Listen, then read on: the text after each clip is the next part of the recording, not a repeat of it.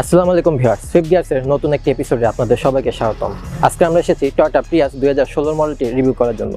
আপনাদেরকে জানাবো এটির engine, design, exterior, interior features এবং এটি কেনার জন্য যাবতীয় সকল ইনফরমেশন। তো চলুন শুরু করা যাক আজকের রিভিউটি। এটি যদি ইঞ্জিন বের দিকে আসি, খুবই নিট অ্যান্ড ক্লিন একটি ইঞ্জিন বে। এখানে তাদের যে পেট্রোল ইঞ্জিনটি সেটি আছে এবং এই সাইডে তাদের হাইব্রিডের যে ইকুইপমেন্টগুলো সেগুলো রেখেছে। আর এই ইঞ্জিনটি হলো টয়োটার যে থার্ড জেনারেশন হাইব্রিড ইঞ্জিন সেটি, এবং এটি হলো 1800 সিসির। আর এটি হাইব্রিড হওয়ার কারণে এটি খুবই ফুয়েল এফিশিয়েন্ট। আপনি যদি অ্যাভারেজ হিসাব করেন সিটিতে, তো আপনি প্রায় 20 kmpl এর মতো পেয়ে যাবেন। আর ফুয়েল এফিশিয়েন্ট হওয়ার পরেও এটির কিন্তু পাওয়ার কিন্তু একদমই কম নয়। এটিতে প্রায় আপনি 105 নিউটন মিটার এবং 121 হর্স পাওয়ার পর্যন্ত জেনারেট করতে পারবে এটি। আর এটির যে পাওয়ার আছে সেটিকে কন্ট্রোল করার জন্য এটির যে 4টি চাকা সেটিতেও কিন্তু তার ডিস্ক ব্রেক দিয়েছে। এগুলো কিন্তু এক্সইউভি ছাড়া খুবই কম থাকে, যে এক্সইউভি ছাড়া সিডিএন মডেলগুলোতে কিন্তু তারা 4টা চাকাতেই ডিস্ক ব্রেক ইউজ করে না, বাট প্রিয়াসে তারা কিন্তু সেটা ইউজ করেছে।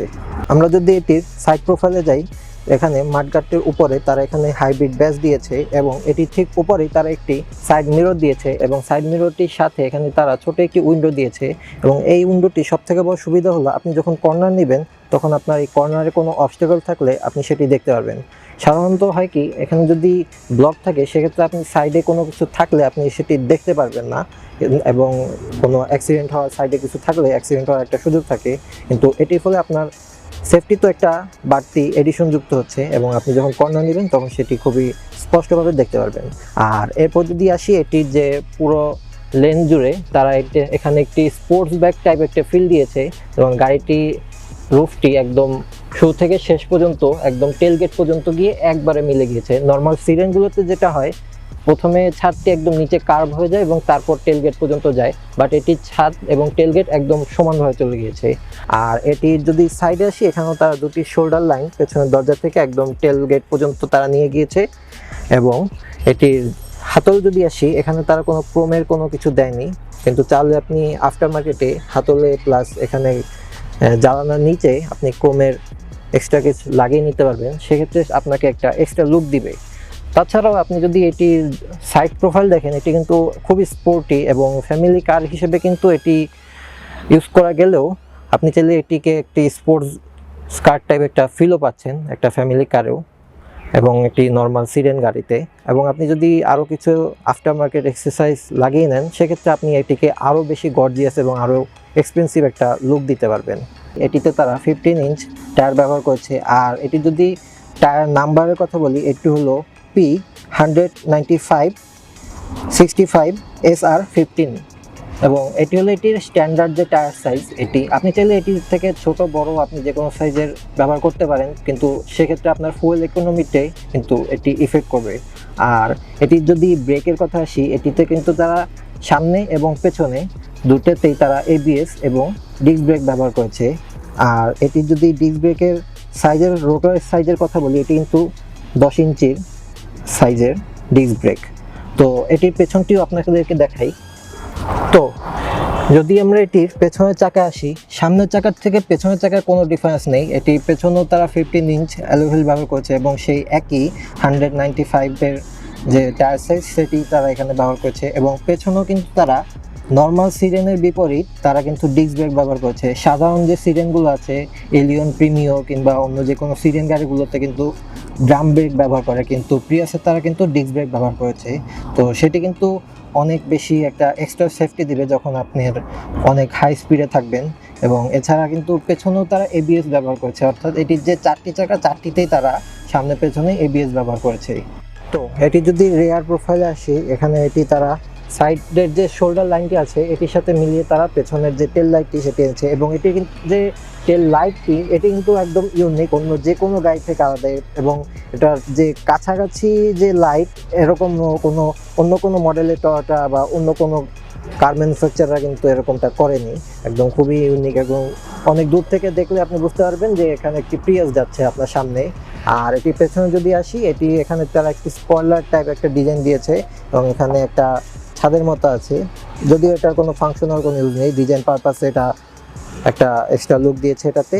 আর পেছনে তাদের টয়োটা ব্যাচ, প্রিয়াস ব্যাচ এবং হাইব্রিডের তারা ব্যাচ দিয়েছে অ্যান্ড দ্যাটস অল। আর এটির যে নিচের যে অংশটি এটিও কিন্তু গ্লাস এবং এখান থেকে কিন্তু পেছন থেকে দেখা যায়, বাট ফাংশনালি এটি ড্রাইভারের কতটুকু মানে সুবিধা করে এটা খুবই আমার একটু সন্দেহ আছে, কারণ পেছনের যে সিটগুলো সিটের আড়ালে পড়ে গেছে এটা। আমরা যদি এটি ট্রান্স স্পেসে আসি, এটি কিন্তু অনেক বড়, ইভেন সিডান তো অবশ্যই, ইভেন অনেক এসইউভির থেকেও কিন্তু এটির যে পেছনের স্পেসটি লাগেজ স্পেস অনেক অনেক বড়। ইভেন চাইলে একজন মানুষ আরামে এখানে বসে পেছনের ভিউ উপভোগ করতে পারে, এবং চাইলে আমাদের যে গাড়ির রিভিউ শুটিং সেগুলোর জন্য খুবই সুন্দর একটা গাড়ি।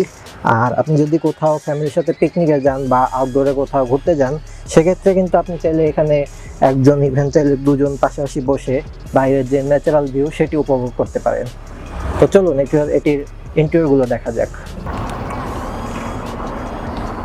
তো এটির ভেতরে সে বসাটা অনেক সহজ, আপনি খুব আরামে বসতে পারবেন। অ্যান্ড এরপর যদি আসি, এটি স্টিয়ারিং হুইলে বেসিক কিছু ফাংশনই রেখেছে তারা, তেমন আহামরি কিছু নেই। এখানে লেন অ্যাসিস্টের button, parking button, voice command এবং ফোন রিসিভ করার বাটন। এছাড়া আপনি মেনু সিলেক্ট কিংবা চেঞ্জ করার অপশন আছে স্টিয়ারিং থেকে। আর এছাড়া স্টিয়ারিংয়ে তারা লেদার ফিনিশ দিয়েছে, যেটি আপনার ধরতে খুবই আরামদায়ক একটা ফিল পায়। যদিও অনেকে উপরে কভার লাগায়, বাট সেটার দরকার নেই, এটি খুবই এমনিতেই ধরতে খুব আরাম আছে। আর এরপর যদি আসি এটি ড্যাশবোর্ডে, বাইরে যেরকম তারা নৌকার একটি শেপ দিয়েছে, এরকম ভেতরেও তারা নৌকার মতনই একটা ফিল দিয়েছে এখানে।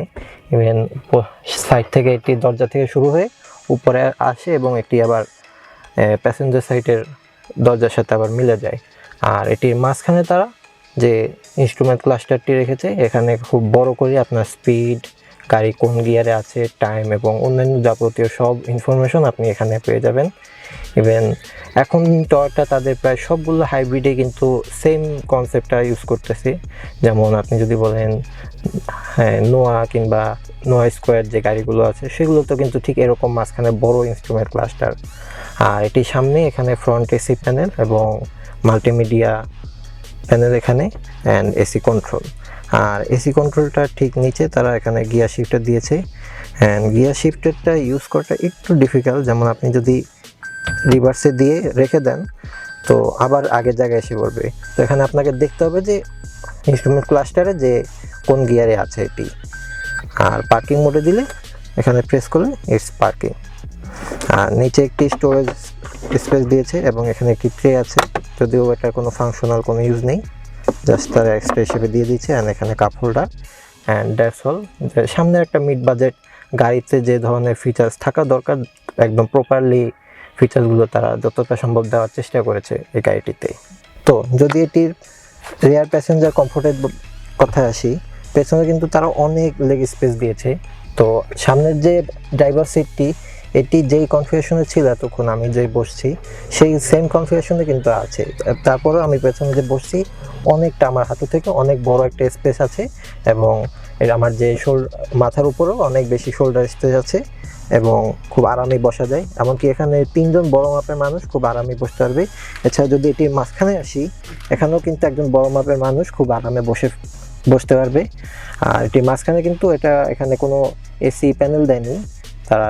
তো সামনের যে এসি ভেন্টটি আছে সেটি থেকেই পেছনের এসি সার্কুলেট হবে। আর এটি যদিও খুব বেশি সমস্যা করে না, 10-15 মিনিটের ভেতরে গাড়ি পুরোটাই সমানভাবেই ঠান্ডা হয়ে যায়। কেমন লাগলো আমাদের আজকের রিভিউটি তা আমাদের নিচে কমেন্ট করে জানান।